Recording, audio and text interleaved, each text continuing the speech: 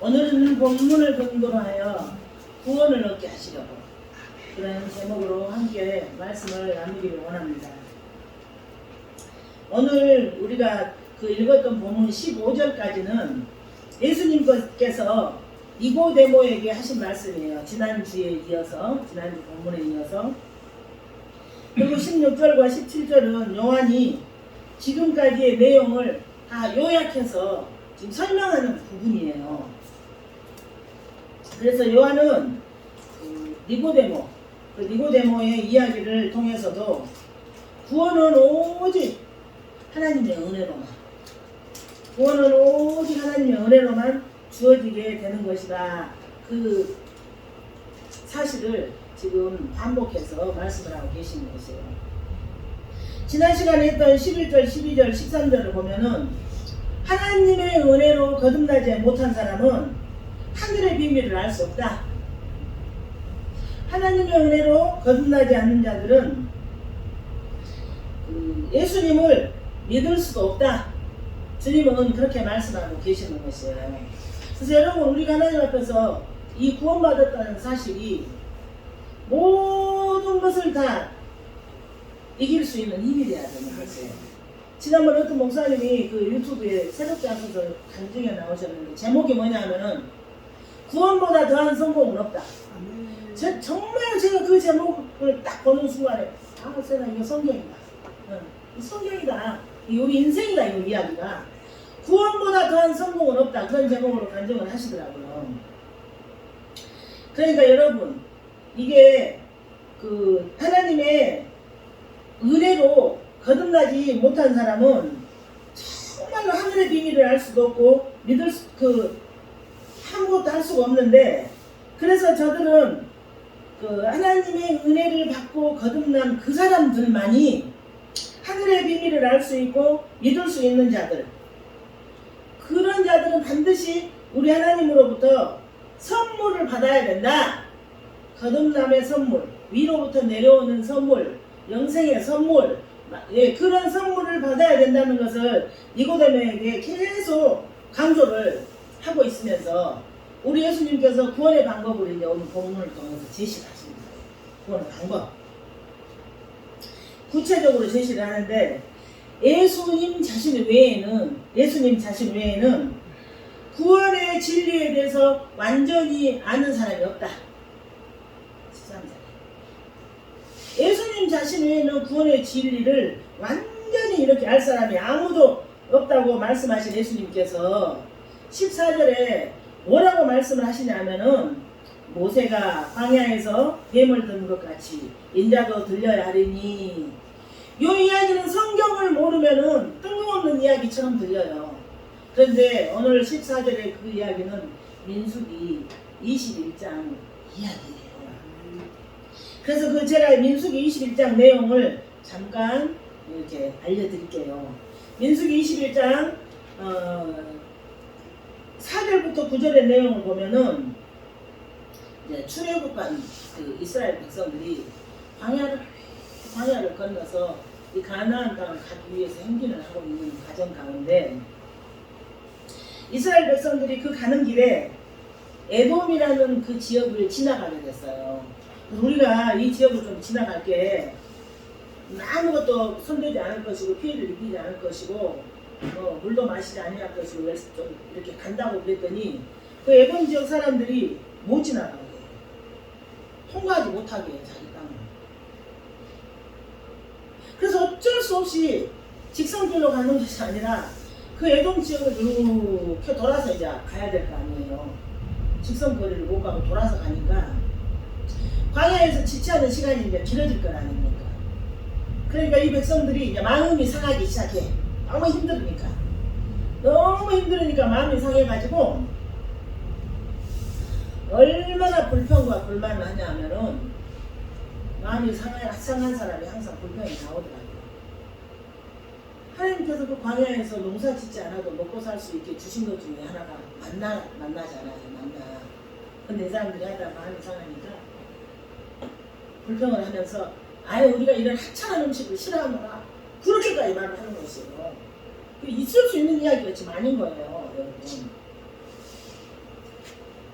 고통과 불만하니까 하나님께서 하나님 방법을 쓰신 거예요.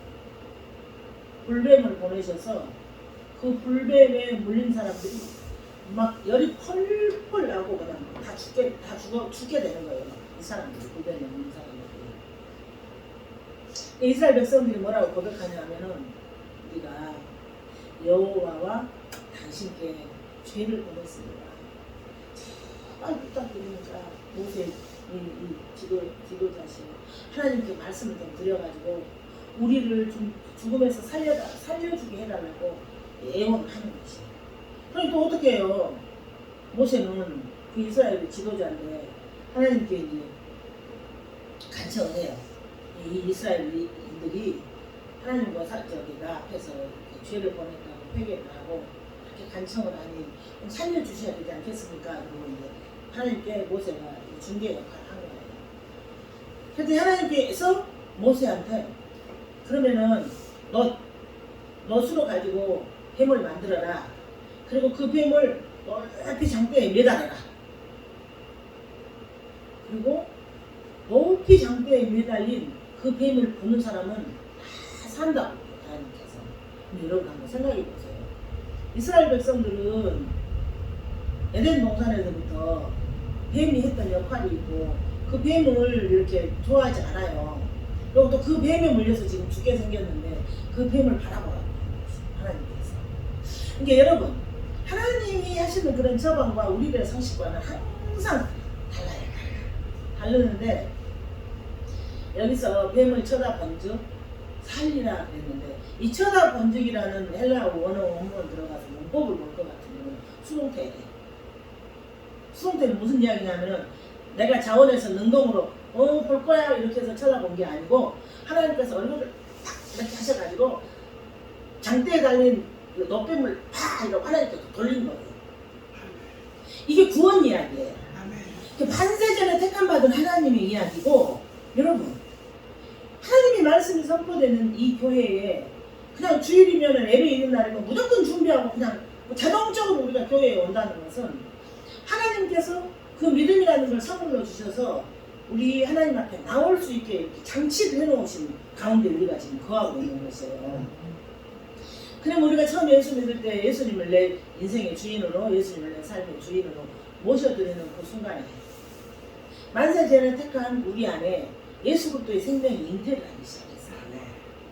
그래서 늘 그 예수 그리스도의 생명을 꿈틀꿈틀 잉태를 위해서 꿈틀꿈틀 자라기를 어떻게 자라냐면 지금 내가 살고 있는 현실과 상식에 맞지 않지만 하나님 그대로 내가 가야 돼. 이렇게 성장을 하는 것이고 또 내가 교회 가서 마음이 상하고 내 마음에 드는 게 하나도 없지만 나는 그 주님의 그 말씀을 위해서 살 거야. 그리고 또 자동적으로 교회에 딱 나와서 하나님 앞에서 그 말씀을 위해서 회복이 되고 위로가 되고 이런 삶을 살게 하도록 하나님 살 수 있도록 우리 주님께서 우리 백성들을 다 인도하셨다. 근데 우리 인본주의가 얼마나 강하냐 하면은 조금만 여유가 생기면 바로 이 죄악 가운데 떨어집니다. 그래서 시편의 기자가 뭐라고 했냐면 고난이 내게 유익이라. 내가 이 고난을 통해서 우리 하나님의 윤례를 배웠다는 거예요. 그래서 여러분 이 지금 환경 가운데서도 고난 중에 있는 사람들의 고백을 들으면 그 사람이 하나님의 자녀인가 은혜 안에 지금 이렇게 곁들여 있는가 말씀 안에 통치를 받고 있는가가 여실히 나타나요. 아니 고난을 우리가 1-20년 고난을 받았어요. 우리가 30-40년, 40-50년 고난, 이게 사는 게 고난이에요. 그런데 반드시 하나님의 역사는 고난을 통해서 하나님 나라를 알게 하세요. 고난을 통해서 그 성장하게 하세요. 이 어린 아이들이 한 번 아프고 나면 슬프고 한 번 아프고 나면 기고 한 번 아프고 나면은 이게 안고 쓰고 계속 그러는 한 것처럼 하나님의 백성들은요 고난이 스승이 돼요. 하나님. 그런데 우리가 연약해서 말씀 믿지 않고 은혜 받지 못하고 기도하지 않고 우리가 은혜의 교제가 떨어지면 서로 많이 이제 인본주의가 나오기 시작해 나타나기 시작해. 그게 본성이니까요. 이게 본성이니까. 그래서 하나님께서는 절대로 너가 내 자녀냐? 자녀이나? 그러면 내가 너를 고난 가운데서 훈련시켜서 쭉 자라게 하고 고난 가운데서 훈련시켜서 그 나라까지 내가 데리고 갈 거야. 그런 방법이 거기 있어요. 있으세요. 그래서 우리 스스로의 그 마음의 고백이 나와야 돼. 고난 받을 때 죽겠더니 이 고난으로 인해서 내가 이렇게 성장했네. 아이고, 고난 받을 때는 눈이 아주 캄캄하더니 그래도 그 하나님께서 그 고난을 통과하게 하셨고 또 이렇게 행복하게 하셨고 하나님 나를 인도하셨네. 이런 고백이 우리 주의 그 머리 대신 예수님의 우리 지체된 우리가 그런 고백과 그런 교제가 더 있어야 돼요. 그것이 우리 교회 공동체의 역할이에요. 교회 공동체에서 일어나는 그런 이야기입니다. 제가 뭐라고 말씀드렸어요? 오늘 14절에 모세가 광야에서 뱀을 든 것 같이 인자도 들려야 하니 예수님에게 고백이라니까요. 당신이 그렇게 된다는 이야기예요. 그래서 이 민수기 21장의 목변 사건 이야기를 예수님의 십자가의 사건하고 동등하게 계속 성경에서는 설명을 하고 있어요. 제가 그럼 차근차근 설명을 해드릴게요. 모세가 노병을 만들어서 장대에 높이 달고 뱀에 물린 자들에게 그 뱀을 쳐다보도록 했어요. 근데 쳐다본 사람들은 살아났어요. 어떻게 쳐다봤다고요? 하나님께서 딱 얼굴을 이렇게 쳐다보겠어요. 우리가 쳐다볼 우리는 힘이 없어요. 우리가 예수 믿을 수 있는 힘이 우리에게 없어요. 하나님께서 만세대를 지켰어요. 불강력적으로 우리 인생 가운데 들어오셔가지고 내가 널 얼마나 사랑한 줄 알아? 너는 내 아들 그 예수의 생명하고 바꾼 존재야. 너는 그래서 반드시 하나님 자녀답게 내가 거룩하니 거룩하게 생각하자. 그 안내를 성경을 통해서 계속 하나님 하시는 것이에요. 그래서 여러분 구원보다 더 큰 성공은 없습니다. 그러니까 우리는 지구상에서 가장 성공한 자들이에요. 왜요? 구원받기 때문에. 네. 제가 저희 아들한테 엄마가 있잖아 우리 동창회를 갔는데 동창들 중에 엄마가 제일 성공했어. 아니 왜요? 엄마 구원받았잖아. 엄마가 구원받았잖아. 네. 그래가지고 네 우리 그렇게 했는데 여러분 구원보다 더 큰 성공은 없다고 여러분 오늘 이 시간 생각하시고 결정하시기 바랍니다. 그렇다면 우리같이 성공한 자들이 어디가 있어요? 이 세상 사람들 듣지도 못하고 보지도 못한 하나님의 나라를 귀로 듣고 눈으로 보고 예? 예수님께서 하신 말씀을 우리가 듣고 눈으로 보고 그 길 따라서 우리가 지금 가고 있는 이런 성공자가 이 세상에 어디 있냐는 말씀이죠. 하나님께서는 그러니까 하나님의 방법으로 구원하시고 하나님의 방법으로 살려내시더라고요. 하나님의 방법으로 구원하시고 하나님의 방법으로 살려내시는 데 있어서 이 하나님의 방법으로 살게 하는 데 있어서 항상 그 도구가 뭐냐면은 사람이에요. 환경이에요. 환경. 그래서 눈에 보이지 않는 그 하나님을 섬기는 데 있어서 우리는 성경이 말하는 대로 눈에 보이는 하나님의 그 지체들을 섬기는 것이 하나님을 잘 섬기는 그 이야기예요. 그래서 이 세상에서는 흔히 이렇게 별로 이렇게 있지 않는 이렇게 나눔의 이야기, 섬김의 이야기, 희생의 이야기, 헌신의 이야기가 교회 공동체에 그래서 있는 것이에요. 그것 또한 굉장한 특권 아니겠습니까? 그러니까 구원이라는 것은 자기 가능성, 내가 가진 자기 가능성에 대해서 절망해야 돼. 난 아무것도 할 수 없어요. 하나님 은혜가 아니면 살 수가 없어요. 하나님 은혜가 아니면 아침에 일어날 수도 없고 하나님의 은혜가 아니면 붙을 것도 없고 이 자기 가능성에 늘 절망해야 돼요. 나 할 수 없어요. 하나님 하게 해주셔야 해요. 하나님 저 이것도 잘 모르겠어요. 하나님이 알려주셔야 해요. 이 자기 가능성에 포기를 해야 돼요. 자기 가능성. 구원이라는 것은 자기 가능성에 절망을 하고 오로지 눈을 들어서 나를 사랑하사 나를 위하여 자기 몸을 버리신 그러니까 하나님의 아들을 이 땅에 보내신 그 하나님을 바라보는 그 삶, 그 하나님의 뜻대로 살아가는 그 삶, 하나님이 나에게 주신 그 사랑이 너무 커서 그 사랑 때문에 감동하고 그 사랑에 끌려가는 삶이 구원 이야기예요. 나 구원받았어. 나 구원받았기 때문에 나 이거 이길 수 있어. 나 구원받았어. 구원받았기 때문에 나 충분히 이기고도 이길 수 있어. 하나님 이기게 하시니까. 나 구원받았어. 나 그래서 이거 참을 수 있어. 나 구원받았어. 그래서 나 손해 볼 수 있어. 구원받았어. 그렇기 때문에 나 희생할 수 있어.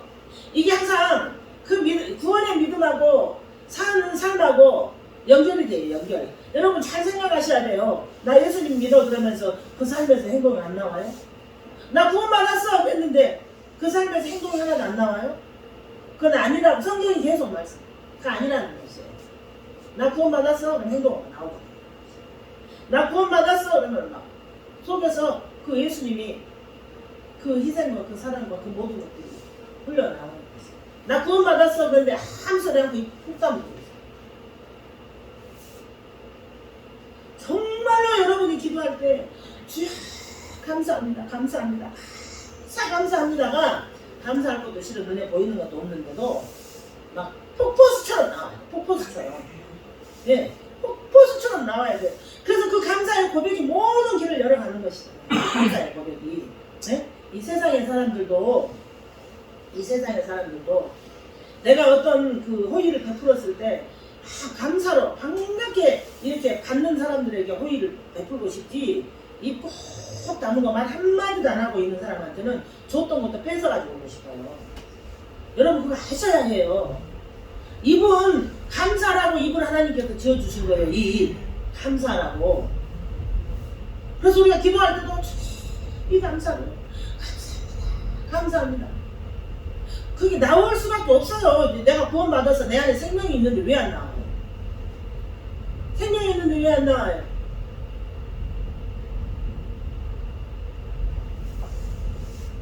근데 여기서 여러분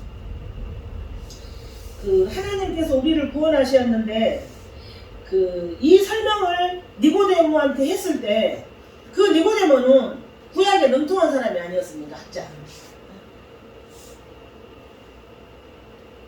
오늘 14절의 말씀처럼 모세가 광야에서 뱀을 든 것 같이 인자도 들려야 하리니 예수님께서 자기 자신이 들려야 한다고 했을 때 이 니고데모는 그 민수기 21장을 딱 연결해서 알고 잘 믿었을 것이에요.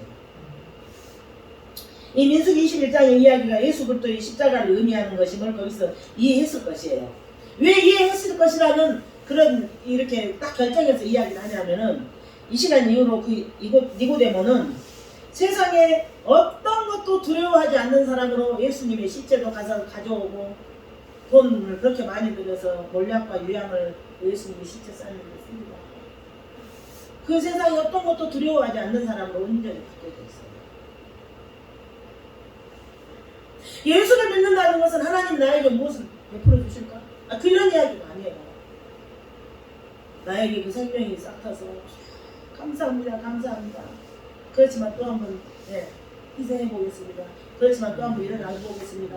이런 자들을 통해서 우리 하나님께서 하시는 일들을 통해서 그 문이 열리는, 내가 원하는 문은 그 다음에 열리는 것이에요. 순서가 바뀌었는데 그 순서를 다시 한번 정립하시기를 예수님으로 부탁을 드립니다. 오늘 본문에 모세가 광야에서 뱀을 든 것 같이 인자도 들려야 하리니 이 들려야 된다는 이야기를 조금만 제가 설명을 하고 지나갈게요. 이 들리다라는 이 휩소라는 그 헬라어의 본문 이 단어는 이렇게 들어올리다라는 뜻도 있고 교수형에 처하다라는 뜻도 있어요. 제가 늘 말씀드리지만 히브리 헬라어 원어에는 한 단어에 굉장히 상반된 그 의미들이 있기 때문에 그 문맥에 따라서 그 의미를 잘 가지고 오는 것이 해석에 가장 합당한 방법인데 교수형에 처해지다 들어올리다라는 뜻도 있는 반면에 무슨 뜻이 있냐면은 높아지다 영광 속에 들어올려지다라는 뜻이 같이 포함되어 있어요. 이걸 우리가 어디서 볼 수 있느냐 하면은 요한복음 8장 28절에 요한복음 12장 32절에 사도행전 2장에 사도행전 5장에 그런 의미로 써 있어요. 그게 무슨 얘기냐면은 이 땅에서 예수님께서 십자가에 매달리는 그 사실을 바로 하나님께서 그 예수님에게 그게 영광이라고 그러셨어요. 영광. 십자가에 달리는 것이 영광이라고 그랬어요. 그리고 또 이 땅에서 예수님께서 십자가에 달리는 것이 하나님께서 예수님을 높여주시는 방법이에요. 높여주시는 방법. 그러니까 우리가 반드시 예수님의 나심과 그 동생애와 십자가에 그 달려 돌아가심과 그 부활과 그 승천을 똑같은 비중으로 우리가 이해하고 계셔야지 지금 오늘 이 이야기가 설명이 이해가 되는 것이에요. 그러니까 하나님께서 예수님을 십자가 위에 달리신 것을 하나님이 예수님을 높이는 방법이에요. 높이는 방법이고, 저주의 장대 위로 들어올려진다는 것은 그 나의 세상적인 의지와 나의 이기심이 모두 부서져 버리는 것이에요. 여러분이 세상적인 이기심과 세상적인 그 의의가 부서지지 않으면은, 부서지지 않은 만큼 은혜는 안 들어와요. 부서진 만큼 은혜가 들어와요. 그 이기심이 부서진 만큼 놀라운 하늘나라가 임해요. 놀라운 하늘나라. 그래서 그 나의 세상적 의지와 그의 이기심이 부서지고 하나님께 순종하는 삶을 사는 것을 우리가 들려 올려지다. 그것이 하나님께서 우리를 높이는 방법이에요. 세상이 교회를 보고 맨날 나쁜 소리를 하는 이유가 이걸 우리가 못했기 때문이에요. 이런 부분들을. 나의 세상적인 의지와 나의 이기심을 못 내려놓는 거예요. 어떻게 보면은 만약에 여러분들 가운데 나의 세상적인 이기심과 나의 세상적인 의가 혹시 여러분한테 강하다면은 지금 이 설교가 여러분들한테 안 들릴 수도 있어요. 근데 여러분이 내가 하나님의 자녀이기 때문에 나의 세상적 이기심을 내려놓고 나의 세상적 의를 부숴버리겠다는 마음의 의지가 조금이라도 있다면 여러분 오늘 이 시간에 결단이 돼야 돼요. 이 이기심 부숴져야 돼.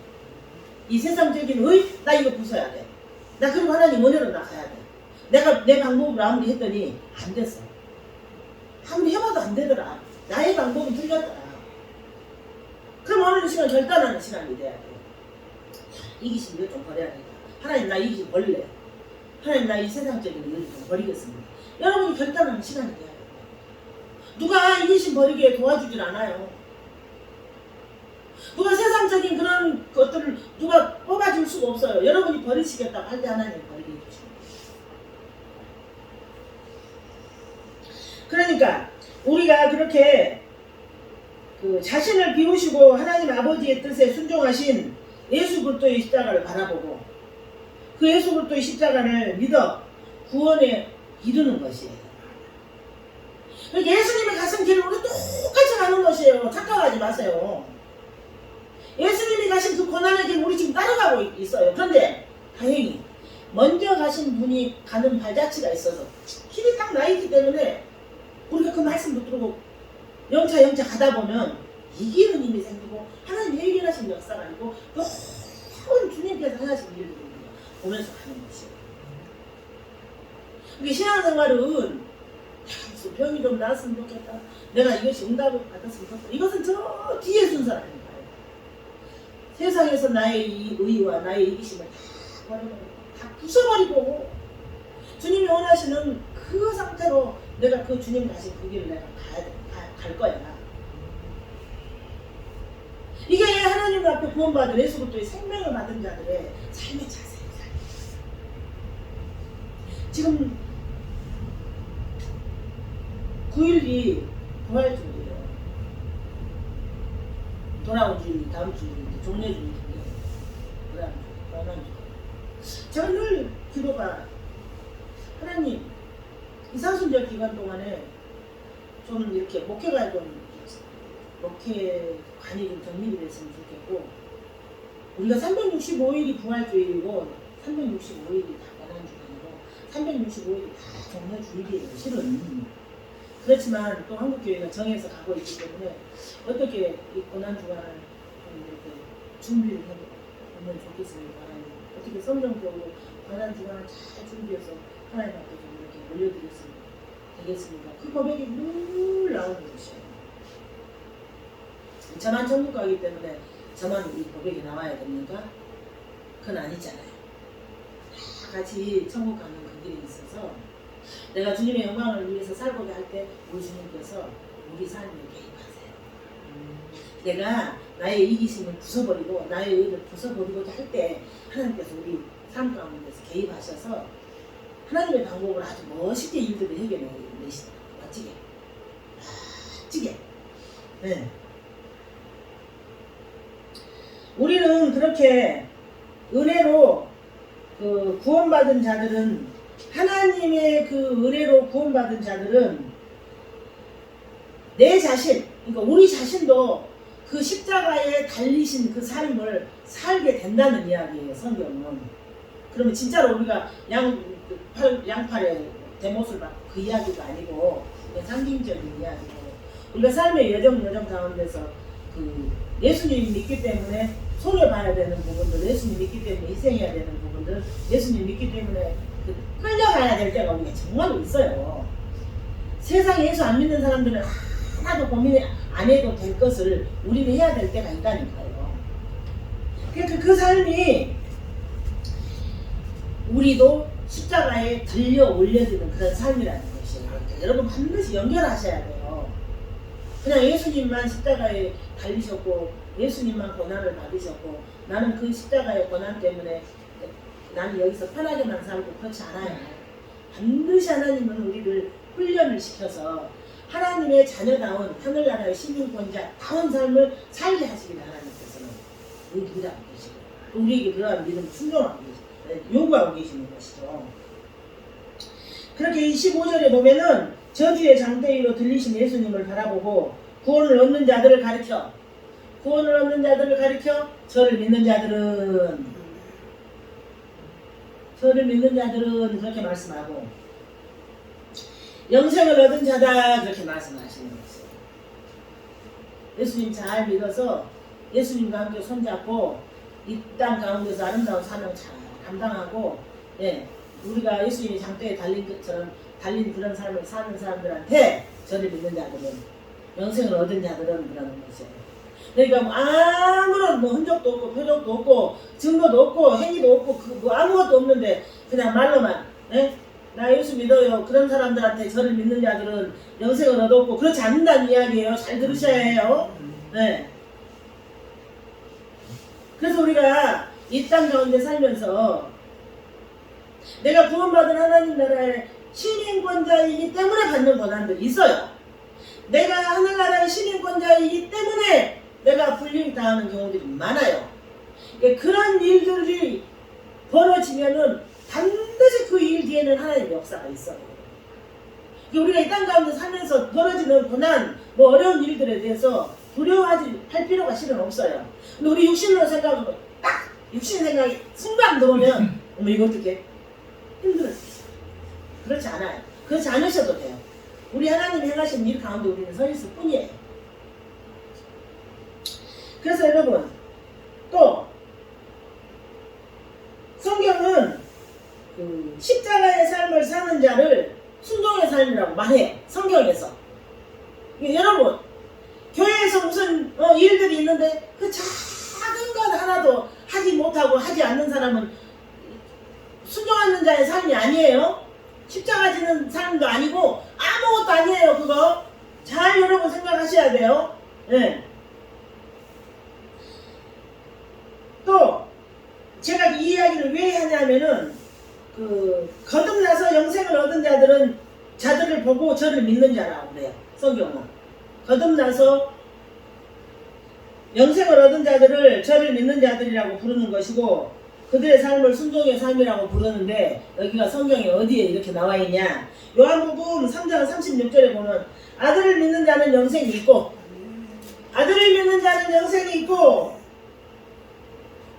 아들을 순종하지 않는 자들은 영생을 보지 못하고 이렇게 정확하게 더 이상 어떻게 정확하게 나오겠어요. 성경에서 아들을 믿는 자들은 영생이 있고 아들을 순종하지 않는 자들은 영생을 보지 못하고 도리어 하나님의 진노가 그 위에 머물러 있느니라. 그러니까 여러분 영생을 얻고 영생이 있고 없고에 대해서는 어떻게 설명을 하고 있냐면은 믿는 자냐 순종치 아니하는 자냐? 믿는 자냐 순종치 않느냐는 자냐? 거기에 영생이 있고 영생이 없고 그 이야기가 같이 있는데, 즉 무슨 얘기냐? 성경은 믿음과 순종을 바로 같이 묶어서 한 묶음으로 본다는 것이에요. 믿음과 순종을 한 묶음으로 본다는 것이에요. 내가 믿는데 내 사정이 이래서 하나님 앞에 이거 못해요? 순종 아니에요. 아들 믿는 자는 영생이 있고 순종치 않는 자는 영생을 보지 못합니다. 잘 생각하셔야 돼요. 믿음과 순종은 한 묶음이다. 믿음과 순종은 한 수레바퀴다. 그래서 제가 우리 교회에서 아마 1000번은 말이고 몇백 번은 말했을 거예요. 내가 하나님 순종할 수 있는 능력은 없지만 순종할 수 있는 상황은 아니지만 순종 한번 해보겠습니다. 그럴 때 하나님께서 그 길을 열으신다. 제가 계속 말씀해요. 왜? 믿음과 순종은 한 묶음으로 하나님께서 보시고 한 묶음으로 이 영생이 있고 없고예요. 이게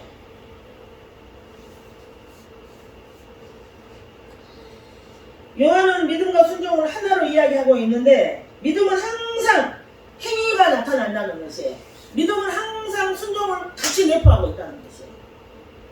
여러분 마음속에 계산기 굴리지 마세요. 이제 그렇게 우리 무슨 이야기들을 했는데 어디서 만나가지고 아니 예수냐 노냐가 정확히 나오면 되지, 속에서 계산기 열심히 굴리느라고 예수하고 노하고를 같이 사용하는 사람이 있대요. 절대 마음속에 계산기 굴릴 필요 없어요. 그거 굴려봤자예요. 하나님이 하셔야 되는 것이에요.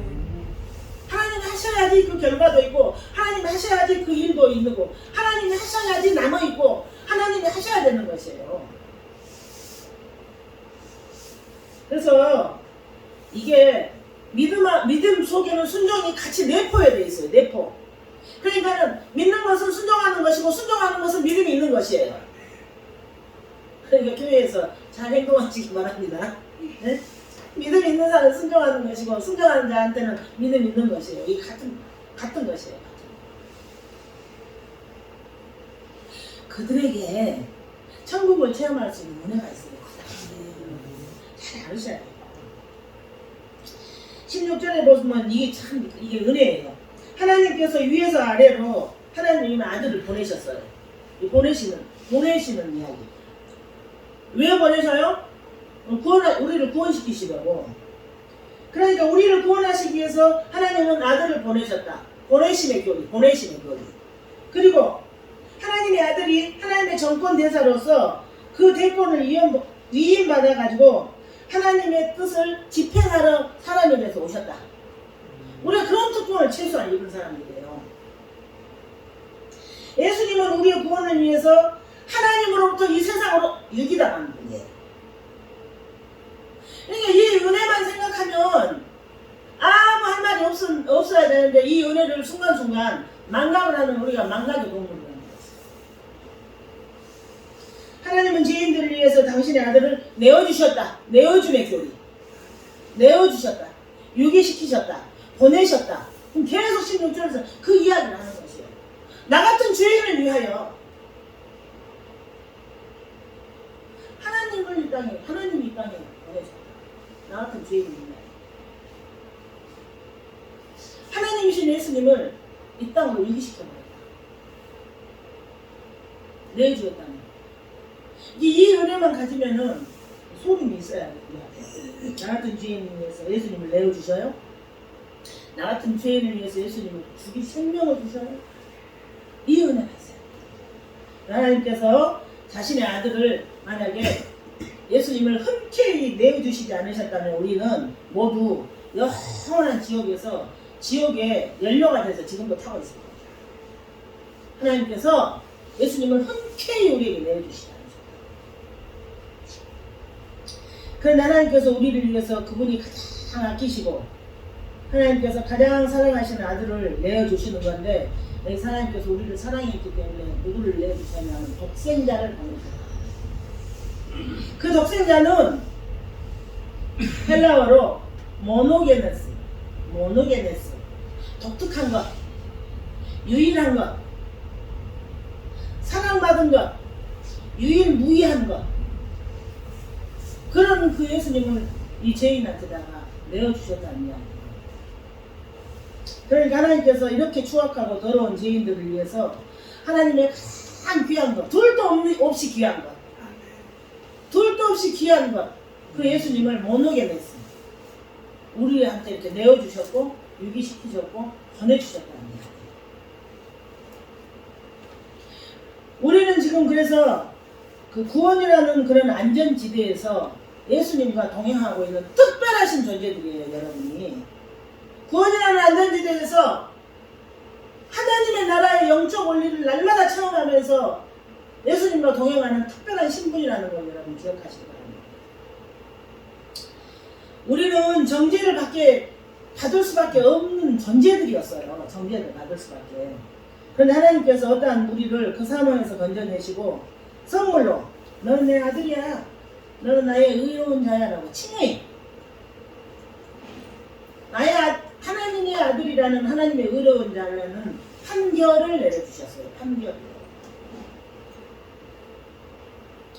그런데 그 칭의는 하나님께서 아들 대신 예수 그리스도를 이 땅에 보내셔서 인간을 만들고 인간의 모양으로 오게 하시고 우리를 그 예수님 안에 다 집어넣어 버렸어요. 그게 구원 이야기예요. 우리를 예수님 안에 다 넣어버리고 만세 전에 택한 하나님의 백성들 넣어버리시고 하나님께서는 그 예수님이 우리의 죄가 돼서 우리의 죄가 다 전가되고 예수님의 의가 우리한테 전가되고 우리의 죄가 예수님 앞에 예수님께 전가돼서 십자가에 못 박아 죽어버리신 거예요. 그래서 우리가 과거의 죄, 현재의 죄, 미래의 죄를 다 용서를 받으신 거예요.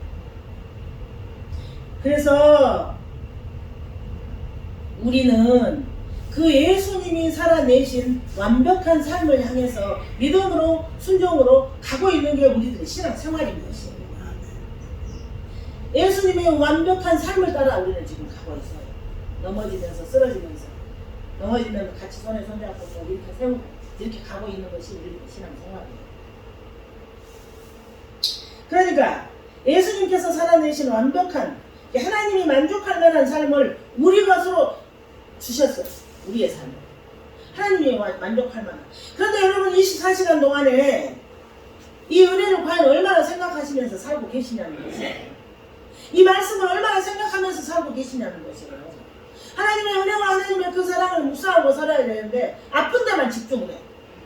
아픈 데만 이렇게 바라보고 있어요. 죽어요.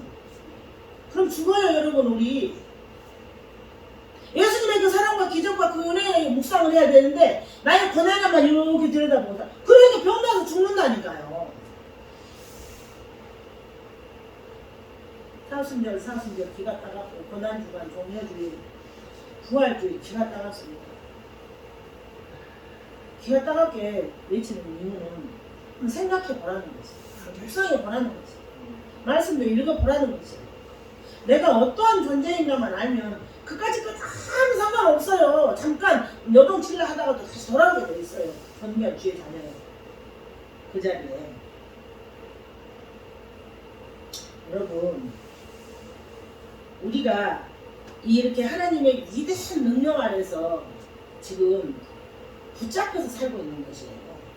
이런 위대한 하나님의 능력이 이 하나님의 능력이 우리에게 그 구원을 가능하게 만드셨고 그 영생을 가능하게 만드셨고 그 말씀이 믿어지게 만드셨고 그 말씀이 깨달아지게 만드셨고 하나님의 위대한 능력이 우리를 그렇게 인도하신다는 이야기예요. 얼마나 감사합니까? 고난을 묵상하시겠습니까? 고난을 묵상하시겠습니까? 고난 묵상하지 말라고요. 예수님을 묵상하시라고요. 질병 묵상하시면 안 돼요, 여러분. 예수님을 묵상하셔야 돼요.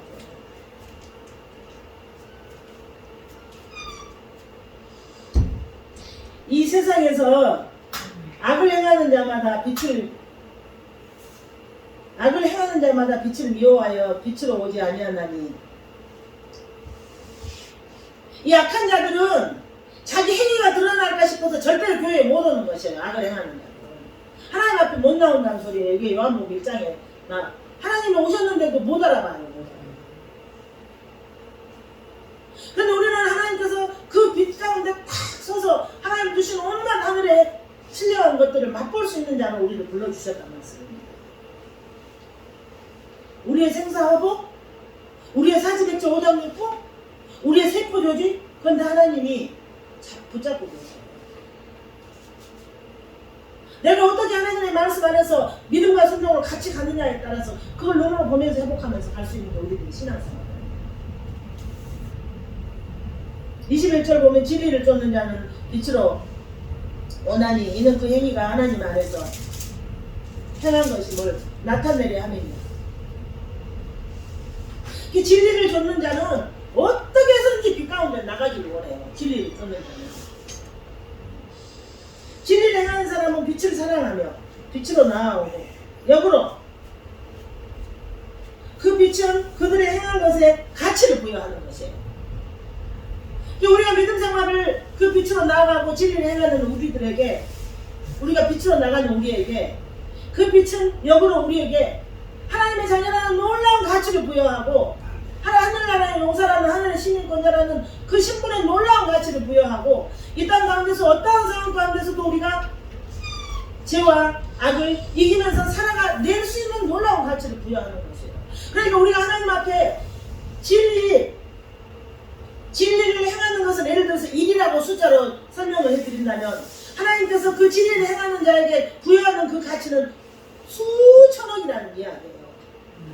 그러니까 우리가 그 하나님 나라의 영적 원리에 대해서 잘 응용하고 사는 것이 이 땅 가운데서 우리가 살고 있지만 자유를 얻는 것이에요. 하나님 나라의 영적 원리를 잘 응용하면서 사는 것이 우리가 세상을 이기는 믿음으로 살아가는 것이고, 하나님 나라의 그런 영적 원리를 훌륭하게 이렇게 응용할 줄 아는 믿음이 있고 순종할 줄 있는 분들은 어떠한 세상 가운데서도 하나님 앞에 붙들림을 받아서 예수님과 동행하는 그런 복된 삶을 살게 된다는 이야기가 성경에 계속 써있는 것이에요. 기억하시기 바랍니다. 하나님의 사랑을 기억하시기 바랍니다. 기억하시기 바랍니다. 구원의 은혜를 기억하시기 바랍니다. 하나님께서는 우리를 구원하시려고, 구원을 받게 하시려고 어떤 일을 하셨는지를 기억하시기 바랍니다. 하나님께서 우리를 사랑하기 위해서 어떤 일을, 우리를 구원하기 위해서 어떤 사랑을 베푸셨는지를 기억하시기 바랍니다.